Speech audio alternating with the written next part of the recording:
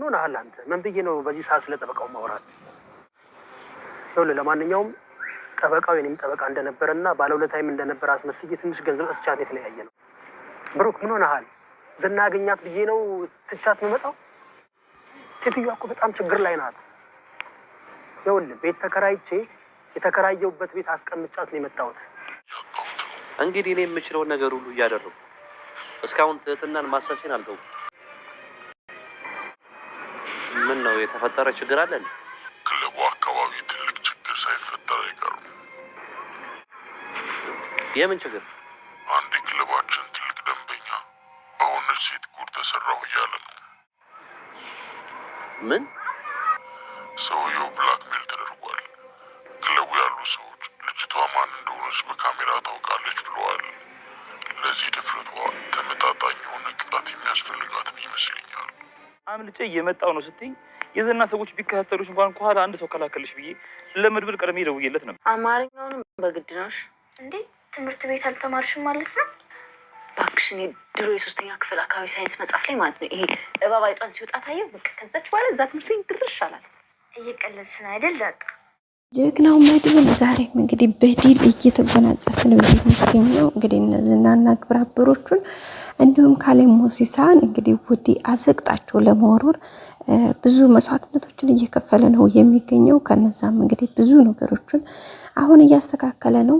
አሁን ላይ እንግዲህ እግዚአብሔር ይመስገን ወደ መጨረሱ አዝማሚያ ነው እየሄደ ያለው ቤተሰቦቻችን። ከዚህም እንግዲህ ያው እንደሚታወቀው የመጀመሪያው ጠበቃውን በህይወት ለመኖሩ ማረጋገጥ ነበር። ያንንም አረጋግጧል። እስከ መቃብር ቦታ ሳይቀር ሄዶ እንግዲህ ያለውን ነገር በደንብ አረጋግጧል ቤተሰቦቻችን። ከዛ በመቀጠል ደግሞ ከማረጋገጥ ባሻገር የሚጠበቅበትን ሁሉ ነው ያደረገው። ከዛም እንግዲህ ባሻገር አሁን ላይ ደግሞ ጠበቃው ጋር ሲደዋወሉ እንደነበረው እንግዲህ ጠበቃው ቤተሰቦችን ወይም ደግሞ ልጆችና ሚስቴን ያሉበትን ነገር እስካላመቻቸ ድረስ እኔ ከአንተ ጋር አልመጣም ብሎት ነበረ መድብልን። ወይም ደግሞ እናንተ የምንገናኘው ያው ያለውን ነገር ስታስተካክል ነው ብሎት ነበረ። መድብልም እንግዲህ ያንን ያለውን ነገር ለማሳካትና ለማስተካከል ብዙ ውጣ ውረዶችን ሲጓዝ ቆይቶ አሁን በሚገርም ሁኔታ አስተካክሏል ማለት ነው ቤተሰቦቻችን። ያው እንግዲህ የጠበቃውን ቤተሰቦች እስካሉበት ድረስ በማጣራት ወይም ደግሞ ምልክት በሰጠው መሰረት ሄዶ እስከዛ ድረስ ሄዶ አግኝቶታል ማለት ነው። ማግኘትም ብቻ ሳይሆን ሚስቱን አግኝቷታል። ያው ልጆቹ አጋጣሚ ወደ ባህር ዳር ሄደዋል ማለት ነው። በዛና አማካኝነት እንግዲህ ሚስቱን አግኝቶ የጠበቃው የድሮ ጓደኛው ወዳጁ እንደነበረ ከዛም ለተፈጠረው ነገር ችግር በጣም ከባድ እንደሆነ ያው እንደ ማጽናናት አጽናንቶ ለተወሰነ ነገር ለጇ ብር ሰጥቷል። እንዲሁም ደግሞ ካለችበት ሰፈር ቤት አዲስ ተከራይቶ ቤቷን ቀይሮ አስገብቷት ነው የመጣው ማለት ነው ቤተሰቦቻችን። በዛም እንግዲህ ብሩክ ጋር እየተደዋወሉ ነበር። ብሩክን በጣም ደስ ያለው። በዛ ላይ ደግሞ መድብል አሁን ላይ በቃ ብሩክንም ሆነ ማንንም ሰው ከሱ ጋር መጨመር አይፈልግም። በቃ አሁን ላይ ብቻውን ነው ነገሮችን መወጣት የሚፈልገው። ምክንያቱም እንደምታውቀው መድብል ያኔ ምንም ትዳር ምንም ህይወት የለውም። ስለዚህ ብሩክን ደግሞ መልሶ ለዚህ እንትን ውስጥ ገብቶ ሌላ መስዋዕትነት እንዲከፍል አይፈልግም። በቃ ልጁን እንዲያሳድግ ትዳሩን እንዲመራ ህይወት እንዲኖር ይፈልጋል። ወይም ደግሞ የሆነ ሪስክ እንኳን ቢፈጠር ያንን ሪስክ ራሴ መውሰድ አለብኝ፣ ብሩክ የሆነ ነገር ምንም ማግኘት የለበትም ብሎ ስለሚያስብ ነው እንግዲህ ይህን ነገር እያደረገ የሚገኘው። በዚህም እንግዲህ መድብልም ያሰበው ነገር እየተሳካለት አሪፍ ነገር እየሄደ ነው የሚገኘው። አሁን ደግሞ እንግዲህ ጠበቃው ጋር አሁን ምንም የማይገናኙበት ምንም አይነት ምክንያት የለም። ምክንያቱም ያሰበውን ሁሉ አድርጎለታል ማለት ያው ሚስቱን እንዲያገኝ ነበረ ሲለው የነበረው። አሁን ሚስቱን አገኝቶለታል፣ አመቻችቶለታል ማለት ነው። ልጆቹንም ያሉበትን ሁኔታ ስላወቀ አሁን ጠበቃው ምንም ችግር የለበትም ማለት ነው። አሁን እንግዲህ ጠበቃው እንዳያችሁት ያለው ጎዳና ላይ ነው። አላኳኑ ሆኖ እንግዲህ ያው ሰው የዘራውን ነው አጭን የሚያጭደው። ስራውን በታማኝነት አላገለግልም ብሎ እንግዲህ የራሱ የጀመረው ነገር ነው ይሄን ያክል መስዋዕትነት እያስከፈለው የሚገኘው እንደሚታወቀው ማለት ቤተሰቦቻችን። በዛም አማካኝነት እንግዲህ አሁን ደግሞ ያው እያደረገ ያለው መድብል ሁሉንም ነገር ማስተካከል ነው። አሁን ደግሞ ያሰበው ደግሞ እንደሚታወቀው የዝናን እህት መያዝ ይፈልጋል። ገባችሁ? መድብል ማለት ነው የዝናን እህት እንግዲህ ሉላ አለች ብለዋለች።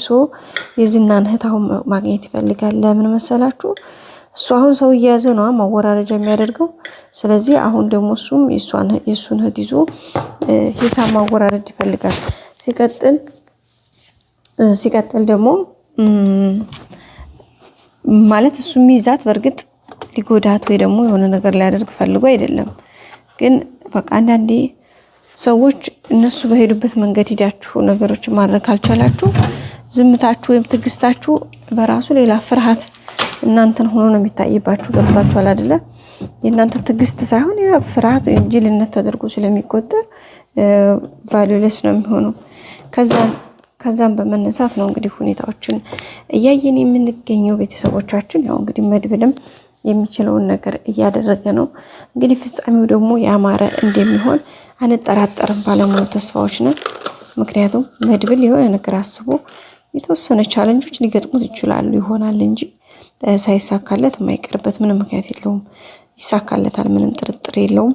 ምክንያቱም ያው ነገሮችን አንደኛ የሚያደርገው በጥንቃቄ ነው። ሁለተኛ ደግሞ በጀግንነት ወይም ደግሞ ከእውነት ከሀቅ ጎን እንጂ በስማ በለው ወይ ደግሞ የሆነ ሰዎችን ለመበቀል ወይ ደግሞ የሆነ ነገር ለማድረግ የራሱን ጥቅም ለማስከበር ብሎ አይደለም የሚያደርገው። ሀቅን እውነትን ይዞ በዛ ላይ ደግሞ ነገሮችን በእውነትና በእንትን ላይ ነው የሚፋለመውና ከዛም አንፃር እንግዲህ ነገሮች የተስተካከሉለት ነው የሚገኙት። ስለዚህ አሁን ደግሞ የዝናን እህት በቅርቡ እጁ ያስገባል። ከዛ በኋላ ከዝና ጋር ሂሳቡን የሚያወራርድ ነው የሚሆነው፣ ወይም ደግሞ አርፎ እንዲቀመጥ ይረዳዋል። ቤተሰቦቻችን አሁን ጠበቃው ከወጣ አንደኛ በሙያውም ያው ጠበቃም ስለሆነ ነገሮችን ያስተካክላል። ሁለተኛ ደግሞ እሱም አንድ ምስክር ስለሆነ ያው በቅርቡ ነገሮች እንግዲህ በተቃና መልኩ እንደሚስተካከሉ ምንም ጥርጥር የለንም። እሙን ነው ማለት ቤተሰቦቻችን። ሌላው እንግዲህ በጣም ዘና የሚያደርግ ፓርት ወይዘሮ ማለት እንግዲህ ዝና ያበበ ደንበሳ ልጅ ምን ጀምረሽ ነው እያላት ነበረና እሷም ግን ለመደበቅ እየተንተፋተፈች ነበረ። በተለይ ከነብሩ ጋር የጀመረችውን አሁን ይህን ጨዋታ ደብቃ ነበርና ከዛ ምንድነው ቆይ ምን ገንዘብ ይታገንተሽ ነው ምናምን እያላት ነበርና እኔ በቃ ሁሌ እኔ ውሃ አምላክ ረዳይ ምናምን እያለችው እንግዲህ እየተወረረችበት ነበረ እና ከየት አባሻምተሽ ነው እያለ እሱም እየሰደባት ነበረ። ግን በሚገርም ሁኔታ አሁን ያ በባለፈው ብላክ ሜል የሰራችው ባለሀብቱ ማለት ነው ቤተሰብ ለነ ካሌብ ሞሲሳ ወይም ደግሞ ያው እንደሚታወቀው የምሽት ቤቱ የካሌብ ሞሲሳ ስለሆነ እሱ እንግዲህ ለካሌብ አመልክቶ እንግዲህ ካሌብ እንደዚህ አይነት ሴት ናት፣ ሴትየቱም እንግዲህ ስትወጣና ስትገባ በካሜራ ተይዛለች። ስለዚህ እሷ ሴት መወገድ ያለባት ደንበኞቻችን እንደዚህ ያደረገች ነው። ስለዚህ እሷ ሴት መፈለግ አለባት፣ ፎቶ አግኝቷል ብለዋል። በቅርቡ ሸኝልኝ እያለው ነው የሚገኘው። እሺ ብሏል እንትና ዝና ማለት ነው። ስለዚህ እሷ ሴቲቱ ማለት ደግሞ ታላችሁ እዚህ ነው ማለት የብሩክን ቤት በጠብጣለሁ ስትል እናቴ ጉሮሮዋ ላይ ሊቆምላት ነው ዝና። አይ ማለት እንዲያንቺ መጠቀም ያለለች ተንከሲስ። ሌላው እንግዲህ ሉላና ሞገስ እንግዲህ አንድ ላይ ሆነዋል። ሉላም አልቻለችም ሄዳለች ወደ ሞገስ ወደ ያለበት። እንግዲህ እንደሚሳካላቸው አንጠራጠርም። እንግዲህ ምናልባት ሁሉም ነገር ሳይደፈረ ሳይጠራም ነው እንግዲህ የማጨረሻው ይመስላል። በቀጣይ ክፍል እንገናኝ። ሰላም።